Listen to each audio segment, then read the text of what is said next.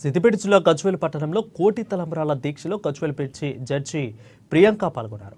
ఇక మొదటిసారిగా తాను కోటి తలంబ్రాల కార్యక్రమంలో పాల్గొనడం చాలా ఆనందంగా ఉందని అన్నారు. భద్రాచలం వెళ్ళలేకపోయినా కూడా తన చేతులతో ఒలిచిన తలంబ్రాలు భద్రాచల సీతారాముల కళ్యాణానికి వెళ్లడం అదృష్టమని అన్నారు. ప్రతి ఒక్కరు కూడా హిందూ సనాతన ధర్మాన్ని కాపాడాలని సూచించారు.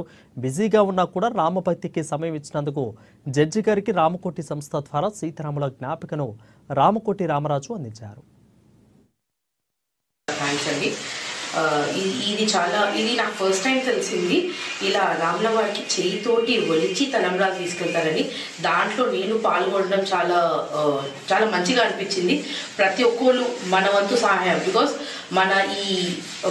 మన హిందూయిజం, మన రామరాజ్యం, మన దేవుళ్ళను మనమే కాపాడుకోవాలండి. ఈ కల్చర్ కూడా మనమే కాపాడుకోవాలి.